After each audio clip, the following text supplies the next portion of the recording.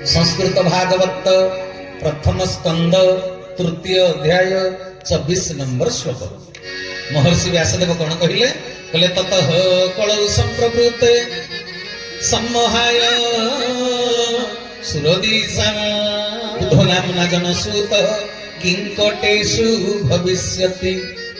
गोटाक जाक श्लोक बुझेले घंटे पळेइबो मु सेडको जाउनी केवल गोटिए कथा कहिबे किंकटेषु भविष्यति। प्रभु कोठी आसीबे किंकट नामक स्थान सेटा जिल्ला हिपारे खंड हिपारे सेटा किंकट प्रभु आसी तबे किंकट कोटा ए किंकट कथा पुनी कृष्ण उद्धव संवाद आपनकर मालिका अच्युतानंद महापुरुष लिखिछन। उद्धव पचारुचंदी शियाली लता कुंजरे प्रभु सोईचंती शेष समय विदाय नवा समय उद्धव पचारुचंती करपत्र जोड़ी उद्धव कहई कह हे कमलावर कଳି अवतार हेब केउठारे काहार हेब कुमर।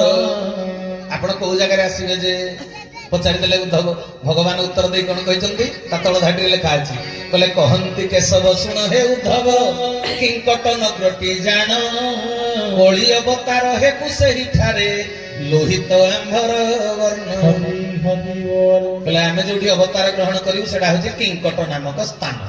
तेबे ओडिसा रे आगुरु थिला 13टा जिल्ला ता भितर किंकट थिला ना तापरे 25टा जिल्ला हला 25टा जिल्ला भितर किंकट अछि ना एबे 30टा जिल्ला रे किंकट अछि कि ना तेबे 30टा जिल्ला हला पछके किंकट ना किंतु महर्षि व्यासदेव लिखिले किंकट नामक स्थान रे प्रभु आविर्भाव हेबे। तेबे किंकट कोटा केमति हम जानिबा आमर तो कलकुडु होई जाउची जगन्नाथ दास अति बड़ी ताको पाद तळे अनंत कोटि नमस्कार। ए सीए भी जते बेले ओडिया भागवत रे लिखि देले जगन्नाथ दास तो कहले मु किछि लिखिनी महाप्रभु जगन्नाथ जो अक्षर ब्रह्म मो पाई अवतरण करेले मु केवल जंत्र भलिया से गुडा को लिखि दैछि मु किछि मोर ज्ञान गारिमा किछि नाही।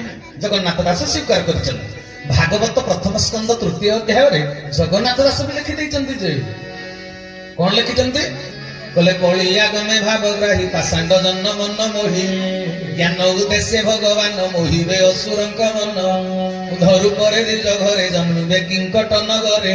प्रभु कोठी आसीबे किंकट नगर रे आसी जगन्नाथ दास कहले किंकट नगर सिना लेखि देली तिले किंकट नगर कोठा से निजको ने जाउ पाउ नाहंती एटा द्वापर जुग रे भागवत रचना काल रे से स्थानर नाम थिला किंकट आ कालक्रमे तो जगार नाम परिवर्तन होउची ना हंगिने ने बंधु गुडा उदाहरण मांद्राज हेगला तमिलनाडु बॉम्बे हेगला मुंबई मद्रास हेगला चेन्नई।